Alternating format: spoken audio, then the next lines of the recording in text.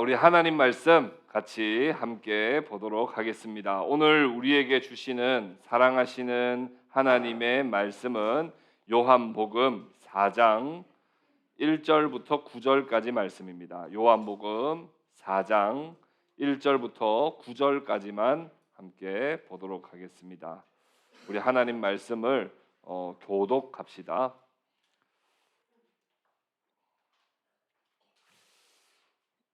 예수께서 제자를 삼고 세례를 베푸시는 것이 요한보다 많다 하는 말을 바리새인들이 들은 줄을 주께서 아신지라.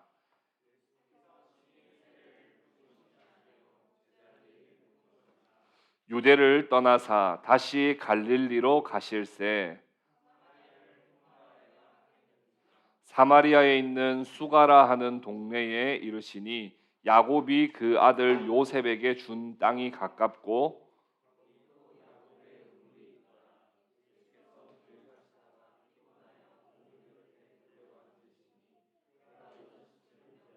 사마리아 여자 한 사람이 물을 기르러 왔음에 예수께서 물을 좀 달라 하시니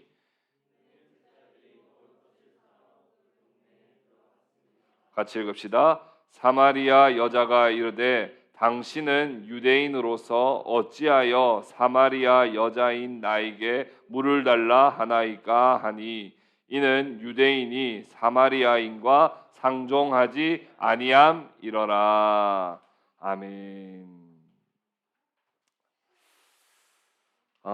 구약의 마지막 선지자가 누군지 여러분 잘 아시죠? 구약의 마지막 선지자는 말라기가 아니라 누굽니까? 세례 요한입니다.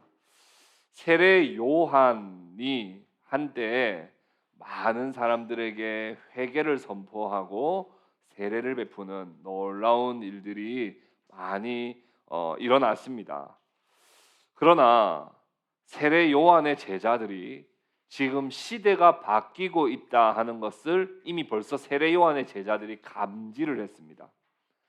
자신들이 따르던 세례 요한은 지는 해처럼 보였고 예수는 점점 밝게 떠오르는 태양처럼 보였습니다. 이런 시대적 전환을 세례 요한의 제자들만 느꼈던 것이 아니라 오늘 본문 말씀의 1절에 보니까 바리새인들도 그것을 느끼고 있었습니다. 이스라엘의 이목이 세례 요한에게서부터 점점 이제는 압도적으로 예수에게로 향하는 것을 감지하였습니다. 그걸 모를 리 없습니다. 왜냐하면 세례 요한이 처음에 회개를 선포하고 세례를 베풀 때 바리새인과 종교 지도자들이 보내서 도대체 무슨 일이 있는지 알아봤던 거, 요한복음 1장에 나왔던 거 여러분 기억하실 겁니다. 그런데 보고가 점점 들어갔겠죠. 보고가 어떻게 들어갔겠습니까? 이렇게 들어간 거예요. 세례 요한이 점점 지금 사람들이 세례 요한한테 안 가고 다른 사람한테 갑니다. 그게 누군데? 그 바로 예수입니다. 그 보고를 들었기 때문에 이미 바리새인들도 이미 그 현상에 대해서 지금 세례 요한에게 몰려갔던 사람들이 다 예수님께로 향해 가고 있는 그 현상이 도대체 무엇을 의미하는지, 앞으로 어떤 사태로 발전될 것인지에 대해서 민감하게 의식하지 않을 수 없었습니다. 그리고 그들은 점점 더 예수께로 오는 사람들이 많아지면 많아질수록 경계와 적의를 품고 있었고 그 사실을 우리 주님께서 알고 계신다. 이렇게 오늘 본문 1절 말씀에 이야기를 합니다. 주님께서 모르실 리 없습니다. 그런데 주님이 그 사실을 아시고 난 다음부터 그 유대 땅을 떠나세요. 왜 떠나셨을까요? 그들이 무서워서 떠나신 것은 아닙니다. 그들이 죽일까 봐 무서워서 떠나신 것은 절대로 아닙니다. 예수께서는 시대의 전환 속에서 이제는 예루살렘에만 머물러 있던 그 구원이 유대 땅에까지 확장될 뿐만 아니라 이제는 이방 땅 갈릴리와 그곳을 지나가는 사마리아에까지 하나님의 복음이 확장되고 하나님의 나라가 점점 더 커져가는 것을 보여주시기 위해서 이제 예수님은 그 땅을 이제 떠나셔서 가시는 겁니다. 그런데 그 중간에 2절 말씀이 있습니다. 2절 말씀. 여기에 보니까 2절 말씀에 괄호가 돼 있어서 여러분 이거 읽어야 되나 말아야 되나 잠깐 고민을 했죠. 이게 괄호가 돼 있는 것은 이 사본마다 차이가 있어요. 그러니까 이 말씀이 없는 사본도 있고요. 이 말씀이 있는 사본도 있는 거예요. 그래서 이 부분을 괄호로 쳐놓은 겁니다. 그러나 우리 한글 성경 혹은 우리 기본적으로 모든 웬만한 성경이 지지하는 사본들은 다 이 말씀이 있기 때문에 이렇게 괄호로 해서 이렇게 표시를 해 둔 겁니다. 2절 말씀 우리 같이 한번 읽어볼까요? 같이 읽겠습니다. 시작. 예수께서 친히 세례를 베푸신 것이 아니요 제자들이 베푼 것이라. 여러분 궁금합니까? 안 궁금하죠? 그냥 예수님이 세례를 베풀었다 그러시면 될 것 같은데 굳이 예수께서 친히 세례를 베푸신 것이 아니고 제자들이 베푼 것이다. 이렇게 굳이 우리가 궁금하지 않은 내용이 마치 삽입된 것은 아닌가 하는 생각이 들 정도로 이렇게 뜬금없이 문맥과 상관없이 4장에 한 번 더 언급을 하시는 이유가 있습니다. 첫 번째 우리가 좀 생각해 보려고 하는 것은 세례를 일단 제자들이 그때 베풀었다 하는 겁니다. 제자들이 세례를 베풀었다. 이 말씀이 기록된 내용은 두 가지의 의미가 있다고 생각해 볼 수 있습니다. 첫 번째는 세례 요한에게서 예수님이 파생되어 나온 하나의 새로운 종파가 아닐까라고 하는 오해를 종식시키기 위해서입니다. 사람들은요, 저 예수가 요즘에 또 다시 대세가 바뀌었다면서 세례 요한이 아니라 이젠 예수에게 많이 몰려간다면서 쟨 누군데 이렇게 이야기를 했겠죠. 그랬더니 사람들이 저 예수는 세례 요한한테 세례를 받은 사람이다. 맞습니까? 틀렸습니까? 맞죠? 그러니까 그 세례 받은 사람이 또 다른 새로운 하나의, 그러니까 종파를 만들었지만 승계되는 느낌도 있고 또 세례 요한에게 종속되는 느낌이 있습니다. 그 느낌을 완전히 지우기 위해서 예수님은 세례 요한이 옥에 갇혀서 순교하시기 전까지는 예수님이 직접 세례를 베푸시는 일이 없었다 하는 것을 이전에서 굳이 말씀을 하시는 거예요. 세례 요한이 증언한 대로 나는 물로 세례를 베풀지만 이분은 내 뒤에 오시는 분은 성령으로 세례를 베푸실 분이다. 이 말은 무슨 말이에요? 나는 이분에 비하면 아무것도 아닌 존재다 이렇게 말했는데 사람들은 계속 예수가 세례 요한에게 세례를 받았다는 이유만으로 계속 세례 요한의 제자가 아니겠느냐라고 하는 생각들을 하게 되는데 그 오해를 완전히 종식시키기 위해서 굳이 예수님은 그 시간에 세례를 베푸신 것이 아니라고 그렇게 4장 2절에 말씀을 하고 있는 겁니다. 두 번째로 생각해 볼 수 있는 것은 예수님께서 직접 집례를 하시지는 않았지만 제자들이 예수의 이름으로 세례를 베풀었음을 여기에서 좀 더 확정적으로 말씀하기 위해서입니다. 여러분 세례를 누구한테 받느냐 하는 거 여러분 생각보다 중요한 일입니다. 자, 여러분들 이제 우리 지금 다 이제 그 요단강으로 다 이제 여행을 떠나 봅시다. 자, 누구한테 세례 받을지 여러분 손 들어 보세요. 자, 1번. 자, 보기 먼저 드릴게요. 1번 세례 요한, 2번 베드로, 3번 예수님. 자, 세례 요한. 오, 민준이 소신 있게 손 들었어요. 네. 베드로. 배 두 번 받고 싶어요. 베드로. 예수님. 이게 이왕이면 우리가 예수님한테 받고. 자, 그러면 예수님을 빼볼게요. 자, 1번 베드로, 2번 안드레, 3번 도마, 4번 가론 유다. 자, 제가 보기 못 외우니까 여러분들 자 1번 베드로, 2번 안드레. 예수자매 튀는 걸 좋아하네. 3번 누구였어요? 도마. 4번 가론 유다. 그래. 네. 이게 사람들이 심리가 뭐냐면요, 세례를 누구한테 받는지 중요해요. 그렇죠? 세례를 이왕이면 좀 영성이 있고, 이왕이면 더 경건하고, 이왕이면 좀 유명하고, 이왕이면 좀 공부도 좀 많이 하시고, 이왕이면 기도도 많이 하시는 분한테 세례 받고 싶은 게 뭐 기본적인 우리의 욕구 아니겠습니까? 그런데 오늘 이 본문 말씀은 굳이 말씀하시는 이유는 뭐예요? 예수님이 친히 세례를 베푸신 것이 아니라 제자들이 베푼 것이다 하는 건 이 세례가 좀 급이 낮다는 걸 말씀하시고 싶은 거예요? 그게 아닌 거예요. 제자들이 세례를 베풀었다 해도 누구의 권위로 세례를 베풀었다고요? 예수의 권위로 세례를 베풀었다고요. 그러니까 능력은 어떻게 나타났겠어요? 똑같이 나타난 거죠. 예수님이 세례를 베푼 능력이나 제자들이 세례를 베푼 능력이나 똑같이 은혜를 하나님이 주시고 계신다라고 하는 것을 여기서 말하고 싶은 겁니다. 오늘날에도 마찬가지입니다. 여러분들이 볼 때는 목사라고 하는 사람이, 목사님이 좀 경건하지 못하게 보일 때도 있을 겁니다. 또 목사님이라고 하는 존재가 그렇게 신령한 존재로 느껴지지 않아서 저분에게 세례를 받는 것이 뭐가 그렇게 큰 유익이 있겠나 하는 생각도 우리에게는 들지 모르겠습니다.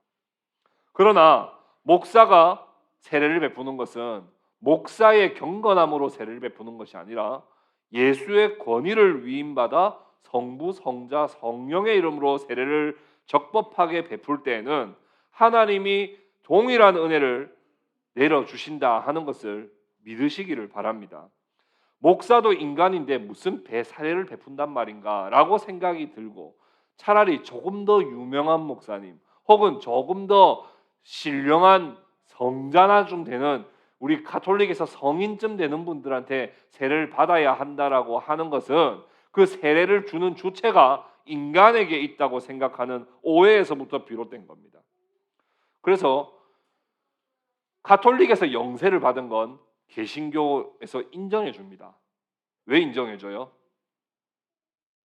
신부님한테 세례 받았습니다 해도 인정해 줘요. 왜 인정해 줍니까?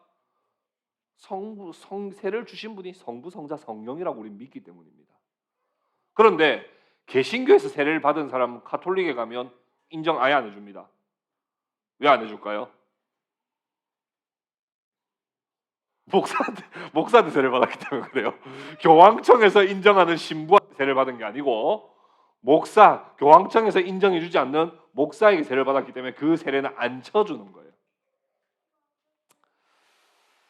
그래서 이 제자들이 세례를 베푼 것은 예수의 권위를 받아서 세례를 베풀었고, 예수님께서는 아직 그때가 되지 않아서 제자들을 통하여 세례를 베풀게 했고, 예수님은 그 자리에 함께 유하셨다. 우리가 이렇게 생각할 수 있습니다.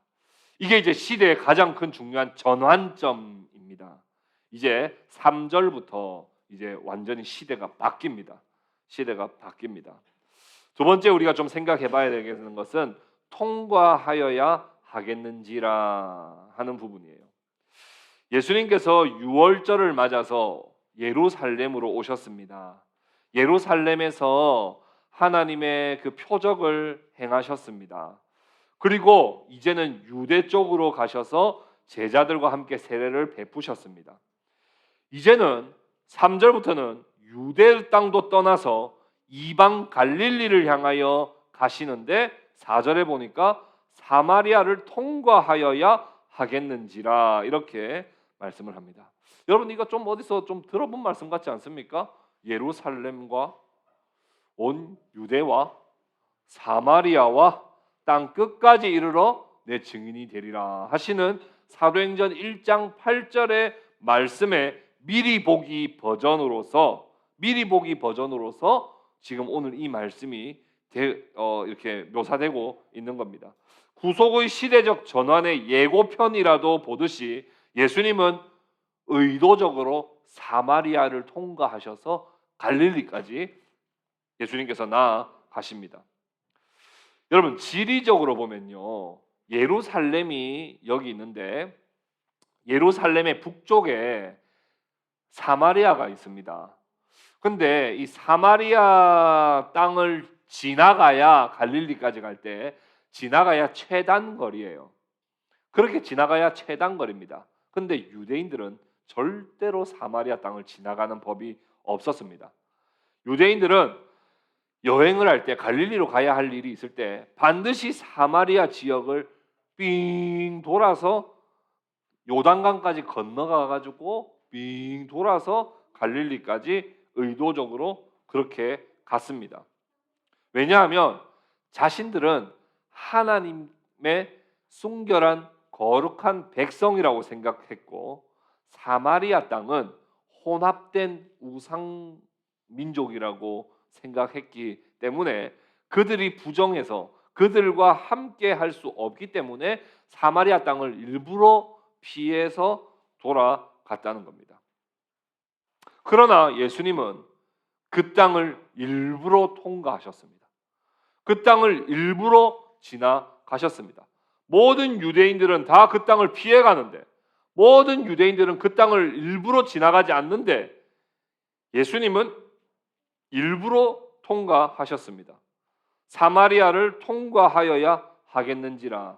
NASB 버전에 보니까 He had to pass through Samaria라고 돼 있어요. 일부러 그곳을 통과해야만 했다 이렇게 말씀을 하는 거예요. 근데 이렇게 말하는 게 좀 더 자연스러울 것 같아요. 사마리아 땅을 통과하지 말았어야 했다 이렇게 말하는 게 더 맞을 것 같아요. 일반 유대인들이라면. 그렇죠? 근데 예수님은 일부러 그 땅을 들어가서 그 땅을 지나 걸어가서 그 땅을 일부러 통과해야만 했다고 말하는 거예요. 사마리아로 갔다는 소식이 들리면 예수님은 분명 따돌림을 당할 겁니다. 왜냐하면 부정한 땅을 지나갔다는 이유, 부정한 사람들을 만났다는 이유, 그 소문이 들렸다가는 큰 미움을 받을 것이 불보듯 뻔합니다. 그러나 예수님은 그 땅을 그냥 지나칠 수 없었습니다. 예수님은 사마리아 땅을 의도적으로 지나가시되 그 땅에도 구원받아야 할 백성들이 많이 있고 그 땅에도 하나님의 사랑이 필요한 자들이 많이 있기 때문에 굳이 유대인들의 관습을 따르지 아니하시고 그 땅을 의도적으로 지나가셨다 하는 겁니다. 그 땅은 수가라고 하는 동네를 더 거쳐서 갑니다. 우리 수가라고 하는 동네가 어떤 땅인가 한번 좀 생각을 해볼 필요가 있습니다. 예수님께서 지나가시다가 지친 몸으로 수가라고 하는 동네로 들어가셨습니다. 정확히 이곳이 어디인지는 알 수 없지만 아마 세겜 지역인 것 같습니다. 수가라고 해놓고 5절에 보면 부연 설명이 되어 있습니다. 이렇게 되어 있어요. 수가라 하는 동네에 이르시니 야곱이 그 아들 요셉에게 준 땅이 가깝고 6절에 거기 또 야곱의 우물이 있더라. 굳이 성경이 수가 사마리아라고 하는 곳에 관심도 두지 않아야 하는 것이 맞는데 사마리아 땅을 지나가셨고 사마리아라고 하는 땅 속에서도 특별히 이 수가라고 하는 땅을 가신 이유가 분명히 있음을 요한은 밝히고 있는 것이죠. 뭐예요? 야곱이 그 아들 요셉에게 준 땅과 가깝고 야곱의 우물이 있는 곳이었기 때문이다라고 이렇게 말씀하는 겁니다. 야곱이요, 그 가장 사랑했던 아들 중에 그 요셉이라고 하는 아들이 있었던 거 여러분 잘 아실 겁니다. 그 요셉에게 하나님이 주시는 복을 야곱이 특별히 2배로 나누어 주는데 요셉 지파라고 하는 지파가 없죠. 지파 중에 요셉 지파가 없어요. 그렇죠? 그래서 레위 지파는 땅을 유업으로 받지 않았고 나머지 그러면 요셉 지파를 2지파로 나눠 가지고 그에게는 2배에다가 2배의 복을 준단 말입니다. 그게 무슨 지파예요? 므낫세 지파하고 에브라임 지파입니다. 그러니까 자기 두 아들 므낫세와 에브라임. 그러니까 요셉의 아들 므낫세와 에브라임은 자기 삼촌들, 큰아버지들하고 똑같은 복을 두 아들이 이게 그 복을 받게 된 것이죠. 그런 복을 받을 때 유업으로 받았던 땅이 이 수가랑 가까운 곳이란 말입니다. 그러니까 하나님의 특별히 복이 임했던 곳이라는 의미가 있는 것이죠. 게다가 6절에 보면 야곱의 우물이 있는 곳이다 이렇게 말했어요. 야곱의 우물은 도대체 뭔가 생각해 보면 창세기 33장에 보면요, 야곱이 하몰의 아들들에게 은 100개를 주고 우물을 샀다는 기록이 있습니다. 은 100개를 주고 우물을 직접 야곱이 샀던 곳이 바로 이곳이라는 거예요. 그래서 수가라고 하는 것이 뜻이 두 가지가 있는데, 첫 번째 한 가지 뜻이 뭐냐면 구입한이라는 뜻이에요. 수가라고 하는 게. 그러니까 이 땅은 구입한 땅이라는 거예요. 누가 구입한 땅이요? 야곱이 구입한 땅이요. 야곱은 어떤 인물인지 잘 아시죠? 야곱은 이름 자체가 이스라엘로 바뀌었던, 이스라엘 역사의 가장 중요한 사람이 야곱인데, 이 야곱이 직접 구입한 땅이 바로 이 수가라는 거예요. 수가. 얼마나 중요한지 창세기 48장에는 보면요, 아모리가 이 우물을 빼앗으려고 쳐들어왔을 때 이 야곱과 그의 자녀들이 피가 터지는 싸움을 싸워가지고 다시 되찾아왔어요. 이 땅이 너무나 소중하기 때문에. 그 땅이 바로 이 수가라고 하는 땅입니다. 그러니까 이 수가라고 하는 땅이 얼마나 유서 깊은 땅인지 모릅니다. 야곱이 샀을 뿐만 아니라 또 싸워서 지켜낸 땅이고, 뿐만 아니라 야곱이 사랑하는 아들 요셉에게 그 손자 므낫세와 에브라임에게 분배했던 그 땅이 바로 이 수가라고 하는 그 땅이라는 겁니다. 그러니까 하나님의 복을 받아야 하는 땅이에요. 하나님의 복을 받아야 하는 땅인데, 그 땅은 지금 이스라엘에서부터 외면당해서 그쪽으로 지나지도 않는 부정한 땅으로 지금 타락해 있는 땅이 되었습니다. 이 수가라고 하는 이름의 뜻이 한 가지 더 있는데요, 그 뜻이 뭐냐니까 술 취한, 방탕한이라는 뜻도 있습니다.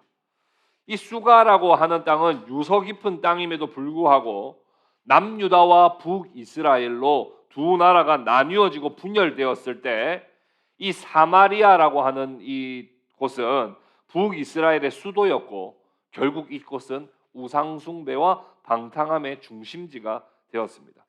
하나님의 복을 가득 받아야만 하는, 야곱이 요셉에게 물려주었던, 혹은 야곱이 샀고 지켰던 그 귀한 땅임에도 불구하고 그 땅은 지금 술 취하고 방탕하고 우상숭배로 무너져 있는 땅이 되었습니다.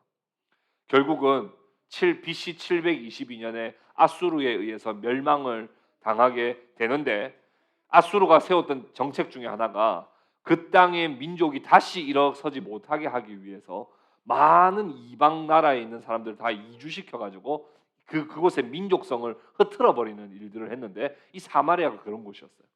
그래서 예루살렘이 사마리아를 그렇게 싫어하는 거거든요. 우상들이 다 이게 혼합되어 있다고 해서.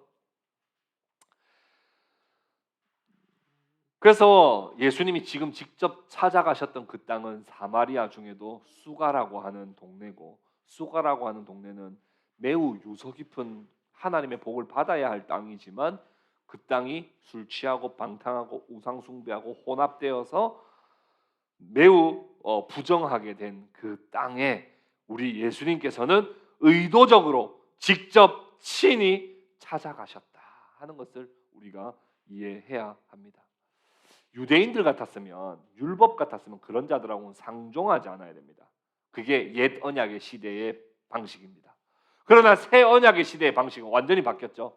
새 언약의 시대는 오히려 그런 곳을 찾아가는 거예요.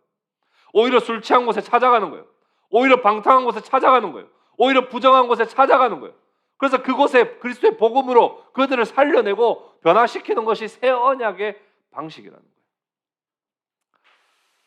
그 수가라고 하는 동네에 예수님께서 좀 급히 가셨나 봅니다. 시험 가신 건 아닌 것 같아요. 왜냐하면 성경에 보니까 예수님이 몹시 피곤하셨다고 그래요. 우리 예수님이 얼마나 참 인간이셨는지 우리가 알 수 있습니다. 예수님은 왠지 피곤할 것 같아요? 안 피곤할 것 같아요? 안 피곤할 것 같지만 우리 예수님도 참 인간이십니다. 참 하나님이시지만 참 인간이세요. 그래서 피곤하셨어요. 6절에 보십시오. 우물이 있더라. 예수께서 길 가시다가 피곤하여 우물 곁에 그대로 앉으시니, 이거 다른 번역에 보면 털썩 주저앉으시니, 이런 그대로 앉으시니 때가 6시쯤 되었더라, 이렇게 기록합니다. 그럼 예수님 왜 이렇게 피곤하셨을까요? 생각해 보신 적 있으세요? 왜 이렇게 피곤하셨을까? 좀 쉬었다 가시고 이렇게 하시지, 뭐가 그렇게 급해서? 만나고 싶은 사람이 있었던 거예요. 만나고 싶은 사람이 있었던 거예요. 그 시간에 시간 맞춰서 가야 만나고 싶은 한 사람이 있는 거예요. 주님이 지쳐서 우물 곁에 오신 것이 사마리아 여인이 물을 깃고 계실 때 주님이 지쳐서 아유 겨우 왔다, 저기 좀 물 좀 주세요 라고 한 것이 아니라 주님이 먼저 우물에 딱 도착하셔서 앉아 계실 때 여인이 왔습니다. 예수님은 정말 그 시간을 정확하게 지켜서 그 여인과 만나기를 원하셨어요. 우연히 만난 것이 아닙니다. 예수님은 의도적으로 그 여인에게 찾아가신 것입니다. 주님이 순간 이동을 급하면 하셔도 되지 않겠어요? 민준이 어떻게 생각해요? 좀 급하면 순간 이동 하셔도 될 텐데, 우리 예수님은 참 인간이시기 때문에 막 빠른 걸음으로 막 뛰어가셨던 것 같아요. 그래서 그때 마침 여인이 물들어 나와서 만났습니다. 여인이 물을 기르러 왔을 때 예수님께서 기다렸다는 듯이 이렇게 말씀하십니다. 물을 좀 달라. 여러분, 물을 좀 달라. 명령하시는 것 같아요? 부탁하시는 것 같아요? 부탁하시는 것 같죠?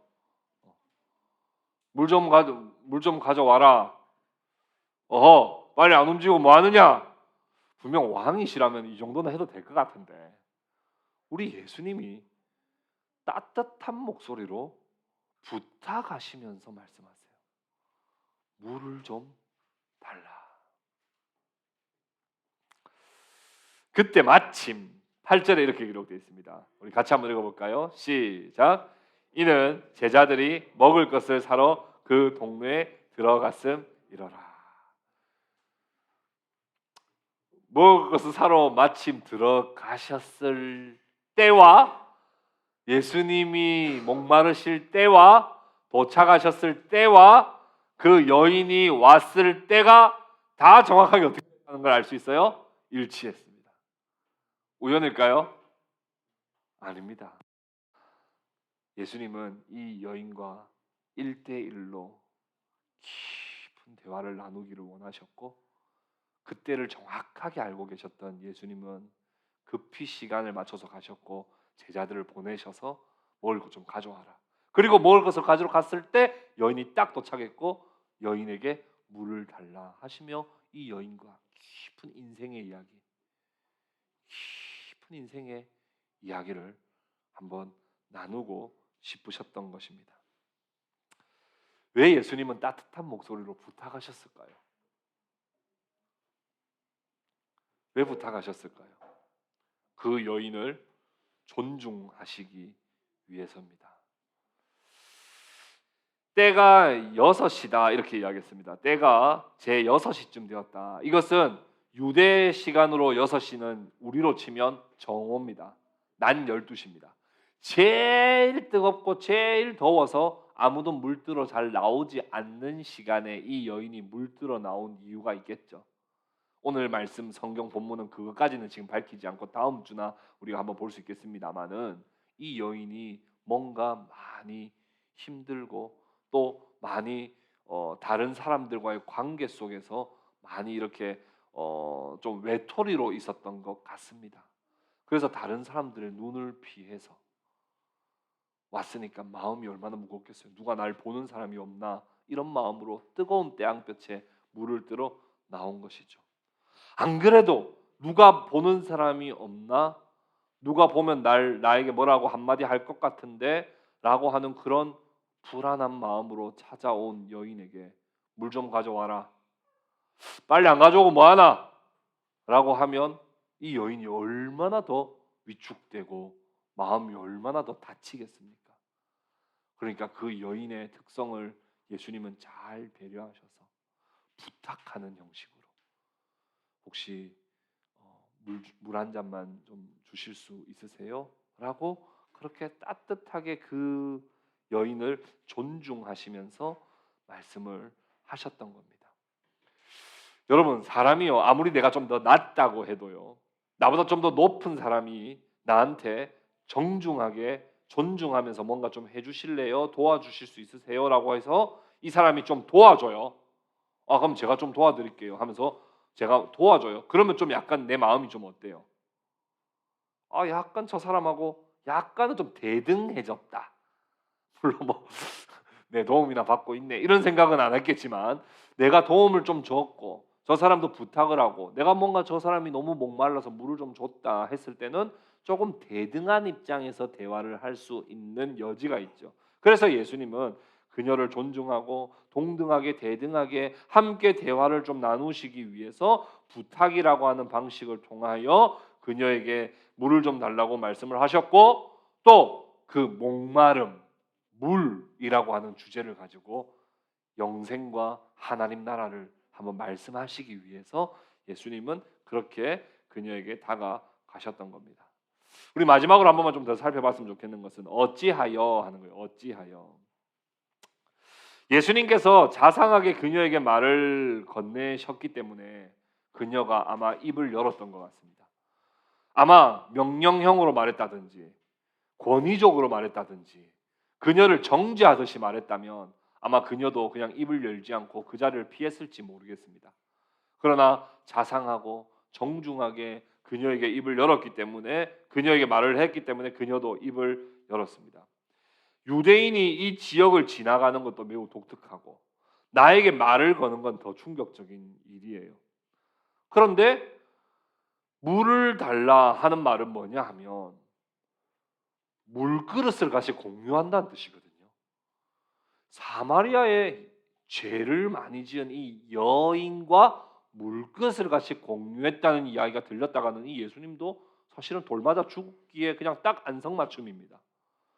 그런데 어찌하여 당신이 내게 이렇게 부탁을 하며 말을 한단 말입니까? 이렇게 말을 하는 거예요. 9절 말씀 우리 같이 한번 읽어보겠습니다. 같이 읽겠습니다. 시작. 사마리아 여자가 이르되 당신은 유대인으로서 어찌하여 사마리아 여자인 나에게 물을 달라 하나이까 하니 이는 유대인이 사마리아인과 상종하지 아니함이러라.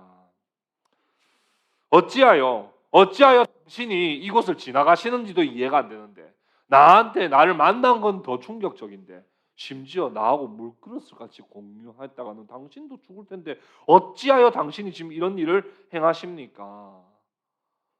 특히 유대인과 사마리아 관계는 정말 그 앙금, 종교적 앙금, 정치적 앙금, 사회적 앙금이 너무 깊어서 당신이 이렇게 했다가는 당신도 무사하지 않을 텐데 어찌하여 이런 일을 하십니까? 라고 물은 겁니다. 주님은 왜 이렇게 하셨습니까? 그런 역사적 배경, 사회적 배경, 정치적 배경, 종교적 배경을 모르시는 게 아니에요. 누구보다도 잘 아셨습니다. 그럼에도 불구하고 예수님이 왜 이렇게 하신 거예요? 그거 깨고 싶은 거죠. 그거 깨트리고 싶은 거예요. 그건 옛 시대는 이제 지났다는 거예요. 사람들이 상상도 할 수 없는 그 일을 나는 행한다는 거예요. 왜요? 이제는 복음의 시대요. 이제는 하나님 나라 시대요. 이제는 새 언약의 시대로 바뀌었기 때문에 이제는 오히려 너를 만나서 내가 너에게 사랑을 전하고 너에게 하나님의 사랑을 베풀어서 너로 하여금 생명에 이르게, 너는 죽어 지옥의 가장 뜨거운 불에 죽어야 될 사람이라고 옛 언약은 말하지만 내가 너를 사랑하고 너가 나를 사랑하면 너는 천국 중에도 가장 복된 자리에서 하나님의 은혜와 영광을 받으며 살게 될 것이다라고 하는 새 시대를 여는 것을 선포하는 겁니다. 정말 그 여인은 이해가 되지 않았습니다.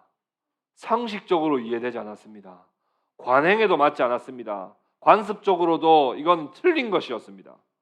아무리 생각해봐도, 어떤 방식으로 생각해봐도 도무지 일어날 수 없는 일이 일어난 겁니다. 그때 예수님이 이렇게 설명하셨습니다. 오늘 깊게 설명 못하고 다음번에 깊게 설명할 텐데요. 10절 말씀 우리 같이 한번 읽어봅시다.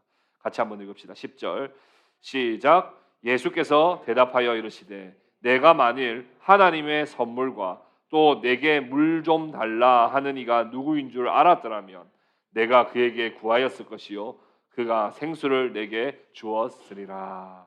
너가 상식적으로는 이해 안 되지. 너 관습적으로는 이해 안 되지. 관행에도 없는 일이지. 절대 이해 못할 거야. 근데 이걸 알았으면 넌 이해할 수 있어. 뭐예요? 내가 선물을 주러 온 사람이라는 거야. 여러분, 오늘날에 우리가 선물하면 기브 앤 테이크적인 개념이 좀 큽니다. 생일날 내가 선물 한번 받으면 어떻게 해야 돼요? 여러분 안 그래요? 생일날 선물 받으면 왠지 그 사람의 생일 때 선물 줘야 될 것 같아요. 결혼 축하에 축의금 받으면 왠지 축의금도 나도 해줘야 될 것 같아요. 우리 선물이 되게 그 기브 앤 테이크적인 그런 개념이 있는데 그거 아니에요. 너가 어떤 사람이든 상관없어. 우리 관습이 어쨌든 뭐가 문제인데, 뭐가 관행이 뭐가 문제인데, 내가 왜 왔냐 하면 선물 주러 왔어. 선물은 그저 자격이 있느냐 없느냐를 따지지 않고 그저 사랑의 마음으로, 축복의 마음으로 준비해서 주는 것이 선물 아닙니까? 너희들을 옛 언약의 관점에서는 이거저거 다 따졌지. 복 받을 만한 인간, 복 못 받을 만한 인간, 지옥 갈 인간, 천국 갈 인간 다 따졌지. 아니야, 그렇지 않아. 니고데모든 사마리아 여인이든 상관없어. 누가 천국 가서 복 받아요? 하나님의 선물을 받은 사람. 네가 어떻게 살았든, 네가 얼마나 잘 살았든지 모르겠고 네가 얼마나 못 살았든지 모르겠어. 누가 구원받아? 하나님의 선물을 받은 사람. 유대를 중심으로 한 세례 요한의 시대는 끝났습니다. 이제 완전히 새로운 새 언약의 시대, 바로 예수의 시대가 도래했음을 요한복음 4장은 선포하고 있습니다. 이방 땅 갈릴리로 가시는 길에 사마리아에 사랑하는 자기 백성을 향하여 주님은 의도적으로 찾아가셨습니다. 역사적으로, 종교적으로, 사회적으로 복잡하고 꼬여있는 이곳이지만 하나님께서 야곱의 우물을 두실 정도로 사랑하는 곳이었습니다. 사연이 깊은 것으로 보이는 이 비참한 한 여인에게 주님은 그녀의 시간에, 그녀의 일상 속으로 찾아오셔서 그녀에게 선물을 주기를 원하셨습니다. 오늘 말씀을 적용합시다. 두 가지만 적용하려고 합니다. 첫 번째는 우리도 사마리아로 통과합시다. 예수님께서는 유대인들의 관습과 관행을 깨트리는 것을 조금도 주저하지 않으셨습니다. 자칫 사마리아를 지나간다는 소문을 들었다가는, 심지어 사마리아 여인과 물그릇을 같이 사용했다는 소문이 났다가는 엄청난 불이익을 면치 못할 것이 분명했습니다. 그것을 예수님은 절대 모르시지 않았습니다. 그러나 그곳에 고통받는 자가 있다면 예수님은 그곳으로 거침없이 찾아가셨습니다. 그곳에 하나님의 사랑이 필요한 자가 있다고 한다면 그곳에 거침없이 찾아가셨습니다. 예루살렘을 넘어 온 유대를 넘어 원수의 땅인, 부정의 땅인 사마리아를 넘어 땅끝 이방 땅까지 향하여 복음이 전파되기를 우리 주님은 원하셨던 것입니다. 거침없이 선포되는 하나님의 생명의 말씀이 인간이 세워왔던 전통과 관습들을 과감히 다 깨트리고 죄인을 살리고 의의 거룩한 백성이 되는 하나님의 역사가 일어나게 된 것입니다. 우리도 인간이 정해놓은 전통과 관습, 인간이 생각하는 틀 속에서 사람을 판단하고 평가하지 말고 하나님의 마음으로, 주님의 마음으로 늘 모든 사람에게 다가갈 수 있으면 좋겠습니다. 관습을 깨야 합니다. 고정관념을 깨야 됩니다. 내 습성을 깨야 되고 내 기질도 깨야 됩니다. 우리가 MBTI 이야기하면서 나는 MBTI가 뭐라서 나는 그거 잘 못해. 맞아요. 실제적으로 우리가 MBTI가 그러면 그거 잘 못할 확률이 높습니다. 그러나 MBTI가 그러면 그럼 사마리아로 안 갈 겁니까? 그렇지 않아요. 사마리아를 우리는 통과하여야만 합니다. 그 모든 관습과 그 모든 고정관념을 깨트려야 됩니다. 종교개혁자들은요, 성경의 가르침과 왜곡된 교황청의 가르침이 개혁되어야 된다고 하여 종교개혁자들의 목숨을 건 싸움을 했습니다. 진리가 바로 세워져야 되기 때문에 그동안의 잘못된 교회 전통들을 다 바꾸어야 된다고 생각했고 교황마저도 내려와야 된다고 생각했습니다. 그래서 종교개혁자들이 말씀을 중심으로 하여서 개혁을 일으켰던 겁니다. 그러면 개혁된 교회는 괜찮을까요? 그렇지 않습니다. 종교개혁자는 뭐라고 했습니까? 개혁된 교회도 날마다 개혁되어야 된다고 했어요. 어딘가에 계속 머물러 버리면 물은 고이면 썩습니다. 머물러 있으면 안 됩니다. 계속 바뀌어야 됩니다. 계속 바뀌어야 됩니다. 그래서 우리가 예루살렘에 계속 머물고 싶은 우리의 습성을 계속해서 깨트리고 사마리아로 땅끝으로 계속해서 우리의 마음을 우리의 생각을 계속해서 전환시키는 일이 일어날 때 생명력 있는 교회가 되고 생명력 있는 성도가 된다는 것을 우리가 기억할 수 있기를 바랍니다. 두 번째로 우리가 적용해야 되는 것은 물을 달라 하실 때 기꺼이 대접합시다 하는 거예요. 주님께서 사마리아 여인에게 부탁하셨습니다. 만물 위에 계신 그리스도께서 한낱 피조물에 불과한 인간에게 부탁하실 필요는 없습니다. 조금도 부족함이 없으신 분이 필요하시면 그냥 만들어 쓰시면 되시는 분이 가장 낮고 낮은 사마리아 여인에게 부탁이라는 걸 하셨습니다. 그 이유는 그녀에게 생수에 대해서 말씀하시기 위해서였습니다. 부족할 것이 없는 예수님이시지만 여인에게 부탁이라고 하는 방식을 통하여 하나님 나라를 그녀에게 선물로 주시고 싶으셨던 것입니다. 이 여인이 무엇이라도 기여할 수 있는 기회를 주신 거예요. 주님이 주시는 생수에 대해 관심을 가지게 해주신 거예요. 그렇게 접촉점을 마련하심으로써 이 여인은 더 이상 비참한 인생이 아니라 영생하도록 하는 생수를 마시는 인생으로 바뀌게 됩니다. 하나님이 우리에게 기회를 주십니다. 우리에게 부탁하십니다. 하나님은 우리의 힘이 필요하시지 않은 분입니다. 하나님 알아서도 하나님 나라를 만들어 가실 수 있는 분이에요. 그러나 여러분들에게 봉사할 기회를 주시고 교회를 섬길 기회를 주시고 선교할 기회를 주시고 하나님 나라를 위해서 일할 기회를 주시는 것은 여러분들의 도움이 없으면 하나님이 일하실 수 없어서가 아니라 그 일을 통하여 여러분들이 진정한 하나님 나라를 계속해서 맛보고 경험할 수 있도록 하기 위해 여러분들에게 부탁 좀 하자. 이것 조금 한번 너희들이 섬겨줄 수 있겠니? 너희들이 이거 한번 봉사해 줄 수 있겠니? 하나님 그렇게 우리에게 기회를 주시는 거예요. 여러분 그런 찬스를 놓치지 마시기를 바랍니다. 주께서 여러분들에게 말씀하시고 여러분들에게 부탁하실 때 여러분들에게 결코 구걸하시는 게 아닙니다. 여러분들이 힘이 없으면 내가 아무것도 못하니까 좀 제발 도와줘라고 말씀하시는 게 아닙니다.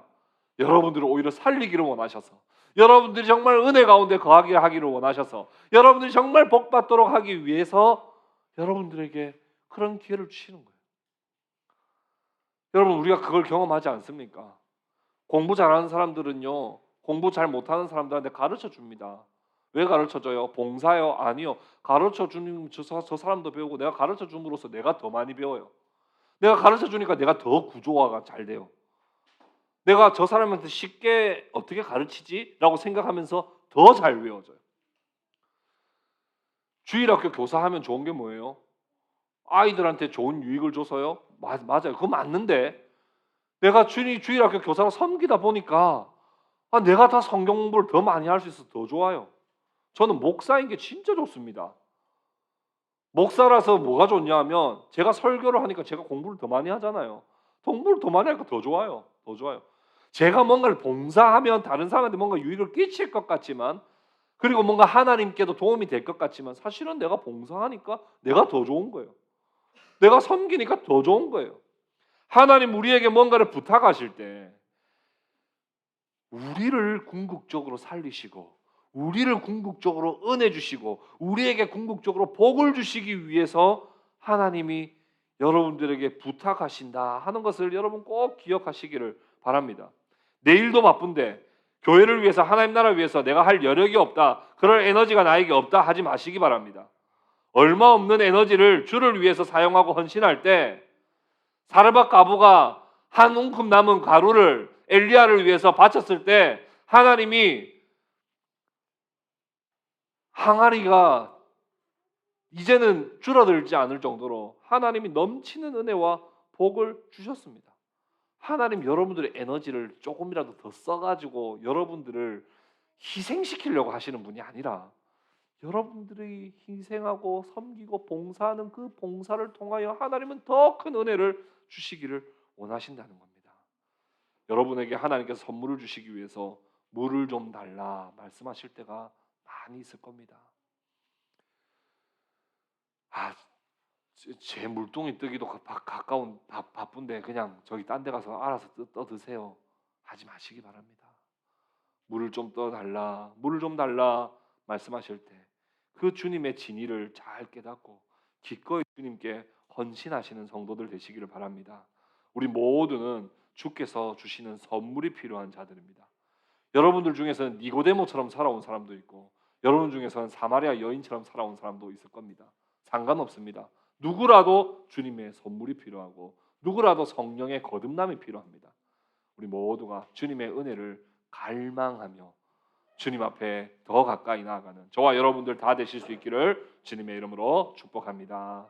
우리 함께 하나님 말씀을 기억하며 우리 함께 기도하겠습니다.